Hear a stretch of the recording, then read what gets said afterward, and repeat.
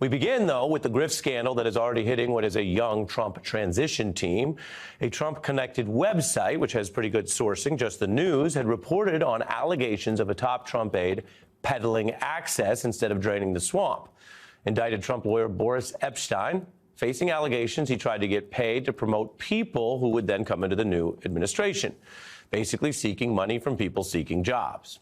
Now, the allegations, you see Epshteyn there at Donald Trump's New York case, he was basically facing allegations that another Trump lawyer was then tasked with internally probing him. The New York Times reporting about this internal review, Trump's legal team finding evidence that a top advisor, that's Epshteyn, asked for retainer fees from potential appointees in order to promote them for jobs in the new administration. That's how the Times reports it. This includes alleged interactions with people who are tapped for posts that could impact trillions of dollars, including the Treasury Secretary nominee. According to the review, Epshteyn met with that nominee and proposed, the Times says, $30,000 to $40,000 a month in exchange for promoting him around Mar-a-Lago. There was apparently a call set up between the two in this reporting, with Epshteyn getting tough and saying he was Boris effing Epshteyn and he should be paid. Now, when you look at something like this, on the one hand, you may say, is this par for the course? Donald Trump has done a fair amount of self-promotion and what some people view as conning and grifting. It's been well documented for many years, and so you might not be surprised that the people around him are doing it. Whether any laws were violated is a matter for the authorities and the investigators. The Trump campaign, according to these reports, was concerned enough to actually do an internal review. This matters, though, in a much larger way because it is an incoming administration. So we are talking about already some early cracks and tensions around this team and the people inside and how they expect to do business and what they can get away with. And in a sign that this matters, even apart from, again, what I showed you, a kind of conservative website covering it, the New York Times covering it, there's also been a rare public warning from Donald Trump's son, Eric, who says that his dad, the president-elect, is drawing a line here while also stating he thinks maybe the reporting is false. But he also gets in this short soundbite that if true, there'll be repercussions. My father has been incredibly clear. You do not do that under any circumstance. And believe me, there will be repercussions if somebody was. So I've never seen that side of him. I've known him for a very long time. And, I certainly hope the reporting's false. And I can also tell you if it's true, the person will probably no longer be around. That's how Eric Trump puts it. As for the person, well, the internal review reportedly found that, quote, Epstein's proximity to Mr. Trump should be terminated. Well, there's no public reporting at this point tonight that that's happening. Epshteyn, by the way, denies these allegations completely. We want to report that. He stood by Trump through many legal controversies, from defending Trump at the New York trial to election clashes to him ultimately getting indicted himself in connection with efforts to overthrow Trump's 2020 loss. He was indicted in Arizona on that score. And before he was indicted about this, we were following these leads and also interviewing people and also trying to fairly hear their side of the story and whether they denied it or what they said. So back then, Epshteyn defended himself and basically argued that he and other lawyers were doing these things according to law. That was part of the process to make sure there were alternate electors for when, as we hoped, the challenges to the seated electors would be heard and would be successful per the 12th Amendment of the Constitution and the Electoral Count Act. Everything that was done illegally by the Trump legal team, according to the rules and under the leadership of Rudy Giuliani.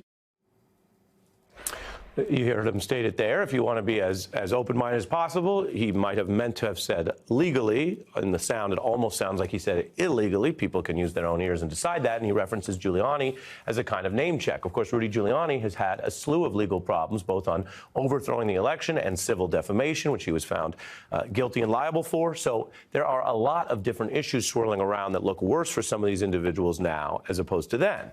And for people who say, well, does Donald Trump's victory change everything? Well, it changes a heck of a lot for him and the country, but legally, these state cases will continue. Boris Epshteyn is presumed legally innocent in that case like any other for a criminal defendant, but he has that issue going, and now the scrutiny on whether he was, as alleged, trying to profit off this transition period. Donald Trump has his own view of all this, which is he doesn't like that the New York Times story he thinks is bad press. Quote, I don't believe I've had a legitimately good story in the New York Times for years, he's saying about this. The scandal also renews attention on something that has been warned about which is how Donald Trump, past, present, and transition, which is going into the future, has empowered a heck of a lot of people who have had a lot of ethics problems. And remember, ethics is not a left, right, blue, red issue. If you are looking for competent government, you don't want people who are compromised, subject to blackmail, or only personally profiteering. And if you happen to be a Republican or a MAGA supporter who's hoping that this next administration will do the things Trump was campaigning on, right, deal with complex issues like immigration from multiple countries, or deal with the economy and high prices, then you want competent people working on those issues all day, not working to enrich themselves. But this old school grift has been a problem for all of those things. And Donald Trump's first term, which may have been memory hold for certain people, but these kind of scandals are bringing back the memories, had many of these ethics problems. Out of a job, multiple scandals, taking down another member of the president's cabinet. Interior Secretary Ryan Zinke will step down, leaving the administration under a cloud of suspicion. Zinke was the subject of more than a dozen government investigations, ranging from improper spending on private charter flights to a questionable development deal with an oil executive. Embattled EPA Chief Scott Pruitt has resigned. This is a man who has faced at least 14 different probes into ethical violations during his time as this EPA chief. Apologies and reimbursements were not enough to save President Trump's embattled Health and Human Services Secretary, who a short time ago resigned over his high-flying travel ways at taxpayers' expense. Tom Price, right, a cabinet secretary having to resign in a big corruption scandal. As for Donald Trump, there are ethics groups that say he took in many millions of dollars, including from foreign money, which, of course, is a big source of potential corruption that you care about from a national security and other perspectives during the administration. Much of that was funded through his Washington hotel. So you take that all together, and then you add the fact on top of all these facts that even as Donald Trump's own campaign lawyers, according to the New York Times reporting, were reviewing another of their lawyers, an indicted one, over this kind of grift. Against this backdrop, they are still avoiding FBI background checks or coordinating with the transition teams that are always done through the federal government and taking secret money. Remember the money I just mentioned? Right now, they're taking secret money from wherever. It could be donors that have agenda items or demands, could be foreign money, and they won't say where the money's coming from. It's more than suspicious. It is a problem for all of the things that Donald Trump told the voters he wanted to do, because we are right back to those headlines I told you about from the first term, where a heck of a lot of people were in a heck of a lot of trouble for basically acting like Trump, but not getting away with it. David, why would they not want background checks?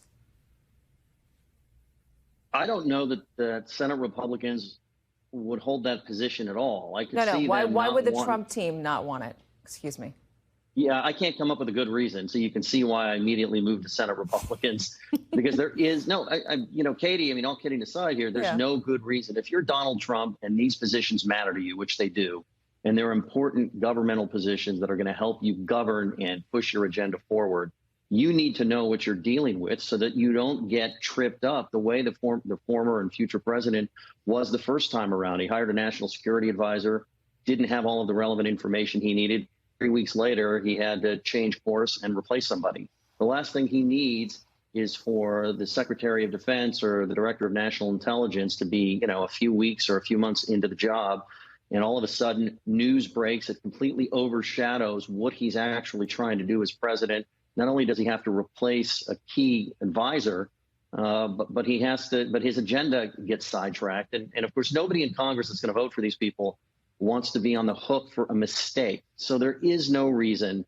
I could see politically within the MAGA movement, there's a high suspicion of the Federal Bureau of Investigation. Some of Trump's supporters want the FBI shut down. But the fact that Trump's hiring for FBI director tells us that's not going to happen. And so if he's going to be in charge of the FBI, I cannot really come up with a good reason not to do this unless he's conducting his own via private methods. And even then, it's something that needs to get done. Yeah, but a private security check is not going to be the same as a FBI background check.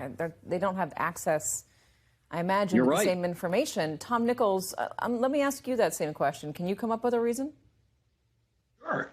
If you don't want your nominees vetted by the FBI, it's because you're concerned that there are landmines in their personal bios that you don't want to come out and have blow up their nomination. Look, when I lived in Vermont years ago, and my next door neighbor was the former governor of Vermont, Madeleine Kunin. It just happened that way. And she was up to be nominated, I think, for Secretary of Education. And federal agents literally came to my door and said, the governor's been nominated for something, this nice, elderly lady who lives next to you in Vermont. Anything you want to tell us? Even because it's not just for national secrets. Every cabinet member has access to the White House, to the immediate proximity of the President of the United States. Of course you check everybody out, whether it's the former governor of Vermont for Secretary of Education or someone who's going to be running the biggest bureaucracy and the most powerful military in the world. And if, it should be an immediate red flag to say, okay, there's some people I don't want the FBI to look into, because that's because that bad things are going to happen, which says that the initial process that produced these names was basically Trump saying, I just like these people, and now they're stuck. And I want to emphasize David's point that the senators, I worked for a senator, none of them want to be voting blind and then a month later be on the hook when someone says, so this terrible thing that just happened, that we now know about one of, these confirmed cabinet members, you voted for that person and you did it without any information. What does that say about you, Senator? And there is no senator of any party who wants to be that guy at that moment.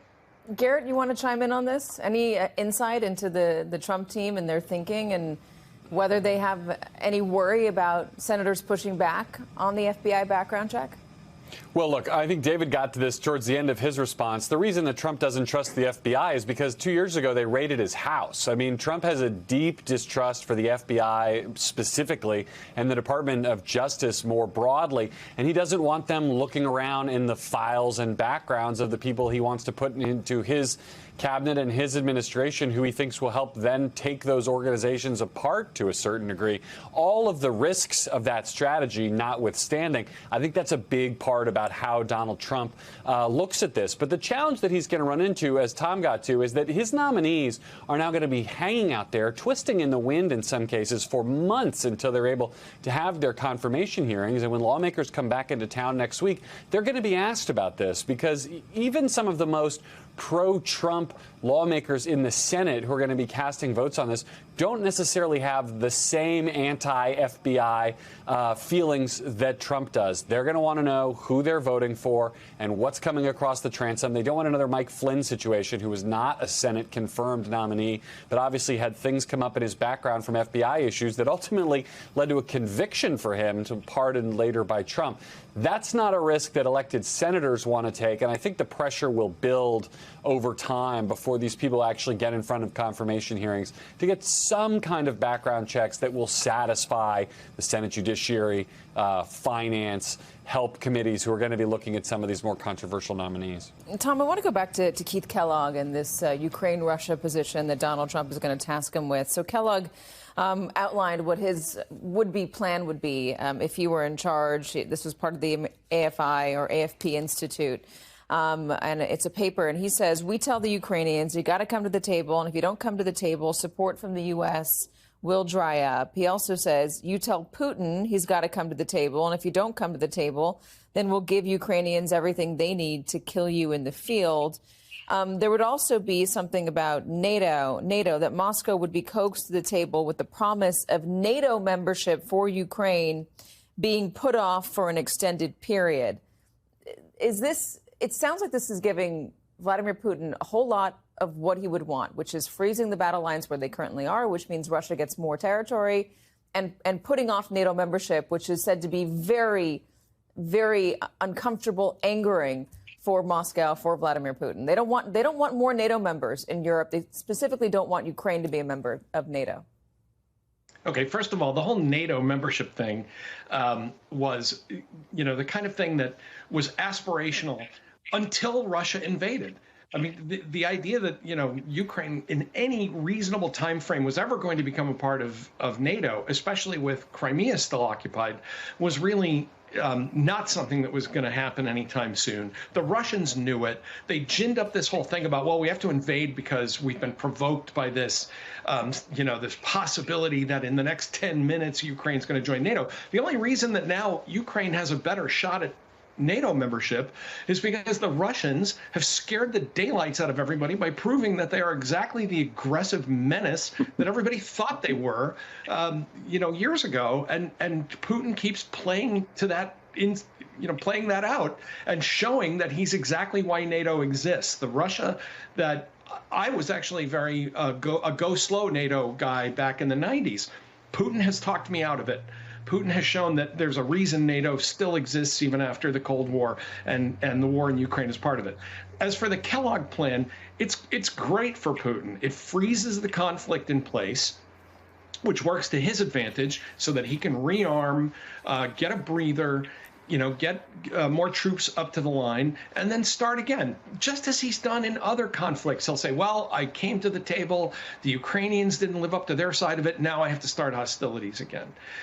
This Kellogg plan, insofar as it's a plan, first of all, I don't believe for one moment that they're going to say, oh, Russia didn't come to the table, we're going to flood Ukraine with weapons.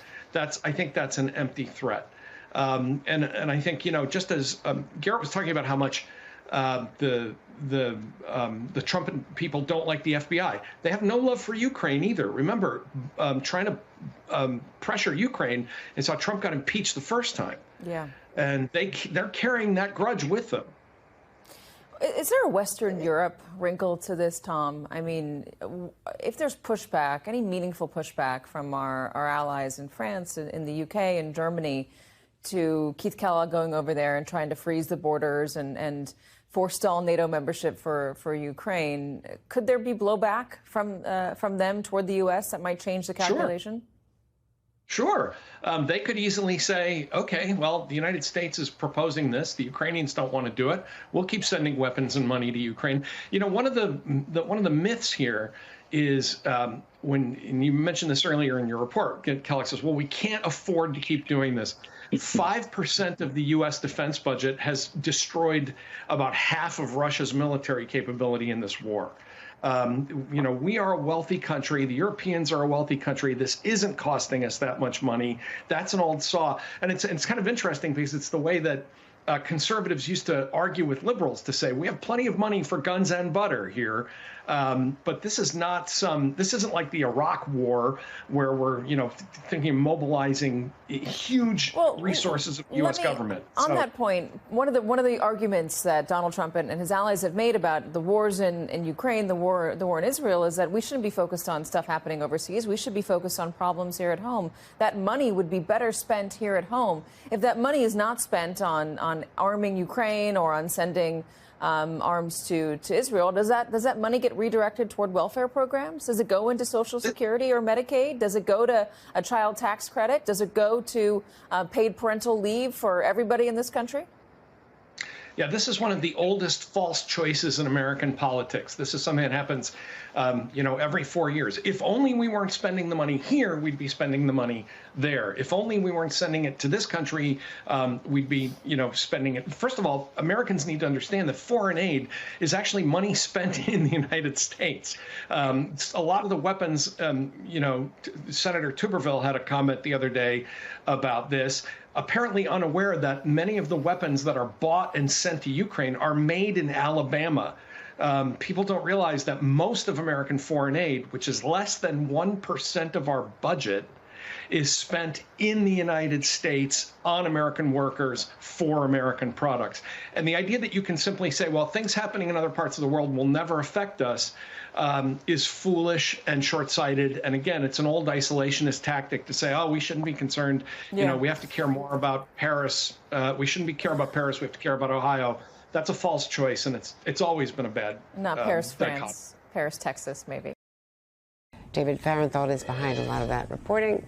It's his piece in the New York Times, and he joins us now. Hey, David, great to see you. So you write that Elon Musk's influence is extraordinary. Already over the transition, we see some of his people being put in place. Extraordinarily lucrative also. Could this new role embolden him, and where do you see inherent conflicts? Well, there's a huge room for conflicts because, as he sees it, this role as the head of the Department of Government Efficiency is to basically try to reimagine the whole government, look for regulations across government, look for people across government that should be cut, look for spending across government that should be cut. And how is that a conflict? He does business with a huge amount of the government, so he might try to safeguard the parts of the government that buy from him. And he also fights with huge amounts of the government that regulate his space launches, his self-driving cars, and other aspects. He sees those burdens, those regulations and rules and enforcement as sort of slowing him down. So he could use his new power to try to sweep those regulations away and give himself a freer hand. Where are the biggest concerns? Do you see specific business interests that you see are a potential already a real problem? I would focus on two areas, both where the relationship is as a regulator. Musk is being regulated. One is SpaceX. He has a huge rocket launch complex right down by Brownsville, Texas, where there are regulations about the flames, the noise, the vibrations that he can send out into the surrounding area because it's surrounded by salt flats where there's lots of birds and other wildlife. He's been fighting all kinds of those regulations to try to let himself have more freedom there, but there's already been concerns that he's damaging the environment and killing birds. The other is where you'd worry about human life, talking about Tesla. So Tesla has this self-driving technology that the government is investigating whether it works properly, whether it leads to unsafe situations. It could lead to people being hurt. If that enforcement goes away, we lose somebody who's sort of looking out for the public in that situation, watching over what Musk wants to do. And Donald Trump has also tapped Brendan Carr to lead the Federal Communications Commission. And as I understand this, Musk is the only satellite operation that needs FCC approval because of its technology. So he will be regulated by an outspoken supporter and friend.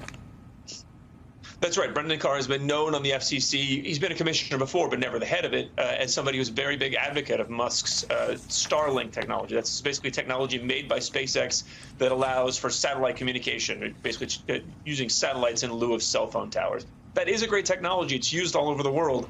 I think what Brendan Carr has been saying is that the government hasn't been doing enough to give money to that group, to give subsidies to sort of help that business thrive. So yes, now Musk has an outspoken advocate. Even if Musk didn't have his own government position, that's somebody in government who is going to be giving him a lot of what he wants. And finally, in fact that they have now, in the transition, signed this memorandum of agreement, but there are real restrictions on it. And they haven't agreed to some of the ethics rules or to FBI clearances. And there are business conflicts of interest that, in fact, held up the highest security clearances for Jared Kushner last time around for all 4 years because the CIA would not clear him. So even though he had a lower level security clearance in the White House. So without getting the FBI in and doing those kinds of background checks, how do we know, how do they do security clearances? Well, they say they're using private vetting firms, which, again, there's an inherent conflict because the vetting firm's customer is Trump. The person they want to please is Trump. So are they more likely to give him the answer he wants, which is these people are fine and can be given security clearances? Perhaps, versus the FBI where the client is the people. I do think that eventually there will be FBI background checks, and I have to say we don't know of any specific thing right now that would be helping people's clearances up. But I do think there will be background checks. They just won't start until after the Trump folks take office, which could delay the access to classified information for some of these folks that probably need to have it, given their positions in government. All right, Garrett, first to you. Dr. Bhattacharya, who is he? Bhattacharya is mostly an academic associated with Stanford University. He came to prominence, as you said, as a proponent of what was then seen as a fringe theory to push for herd immunity during the COVID pandemic, and has since become something of a celebrity figure on the right for his opposition to things like mask and vaccine mandates throughout the course of the pandemic. That's probably the issue that brought him to Donald Trump's attention. But when you look at his biography and the things he studied, it's easy to see where he aligns with Robert F. Kennedy and with a health and human services kind of overall movement that focuses more on things like wellness and on chronic diseases than on communicable diseases like COVID. His biography includes things like broader research interests encompassing the implications of future population health of an aging population, medical spending in developed countries, and measurement of physician performance tied to payment by insurers. If you were going to try to overhaul the federal health systems in this country,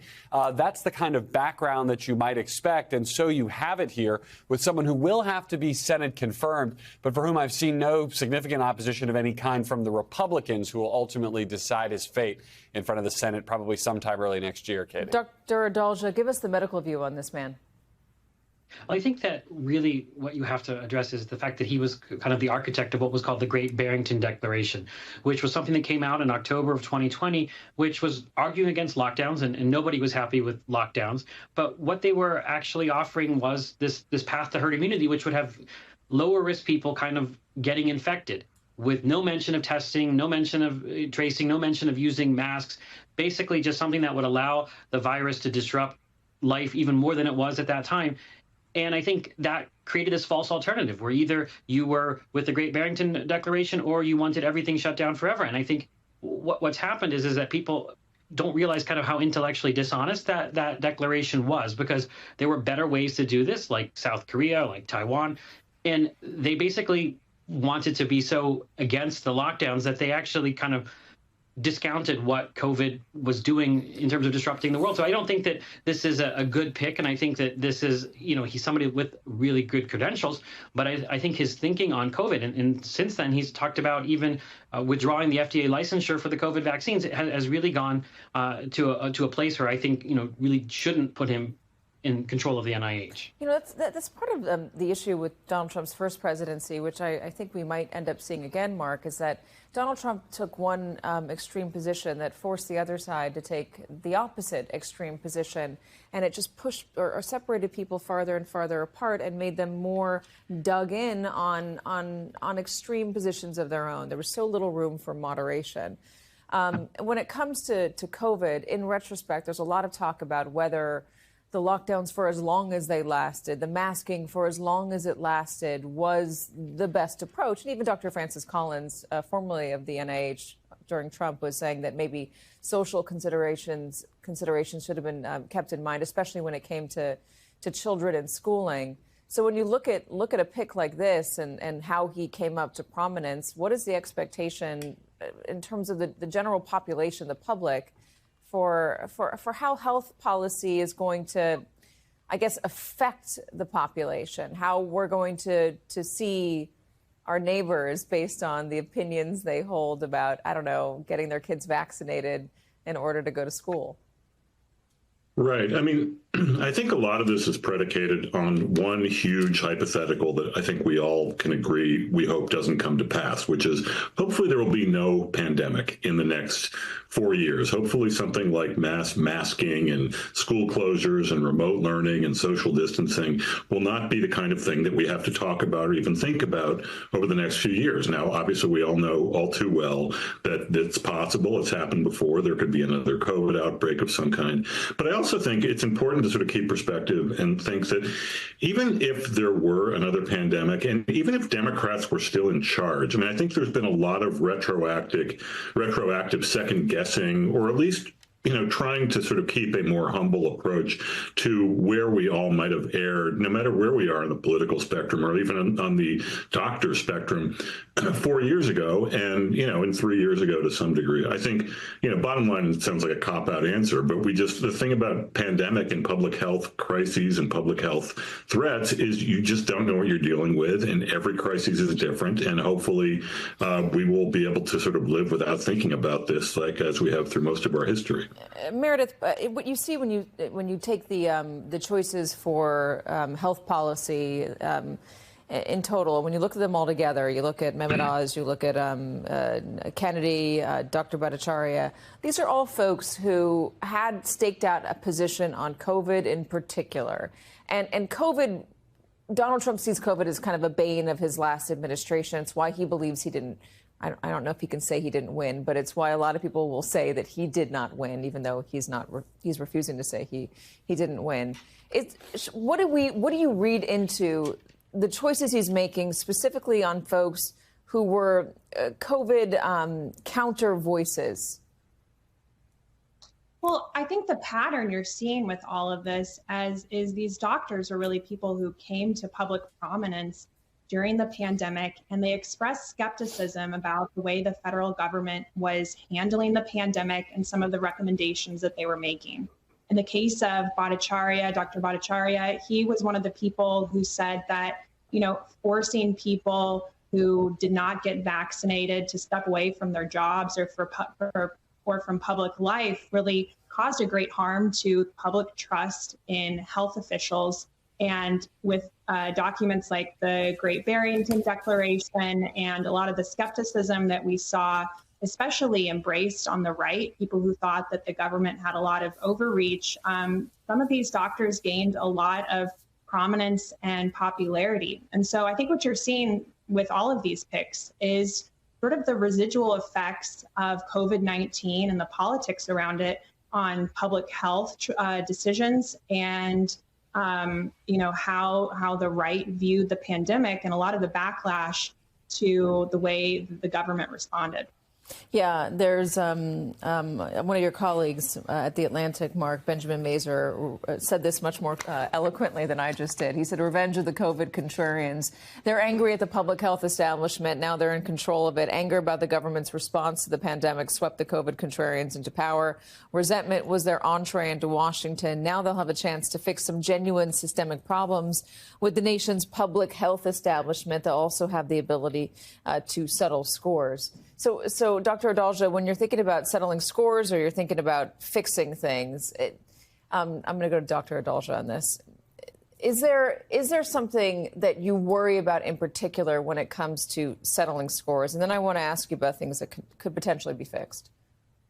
Well, I think that what's happened is infectious disease is now part of politics, the way so many other things are. So everything is now seen as either this is a Republican policy or a Democrat policy, not is this an objective scientific policy. So that's the problem. When you're using infectious disease problems, public health problems to settle scores, then it's going to be like everything else in our life, and that's going to increase distrust among the general public because they're going to say that's how the Republicans view something, that's how the Democrats view something, and no one actually realizes that there's a reality out there, and there are correct ways to do that. And there is a lot of truth to some of the criticisms that happened both during the Trump administration and the Biden administration with COVID. Not enough harm reduction. And I was on your show so many times during the pandemic talking about harm reduction, teaching people how to use tools to navigate a world with COVID. And that's where the discussion should be, but not kind of going to these two opposites that are, again, like, as I said, a false alternative.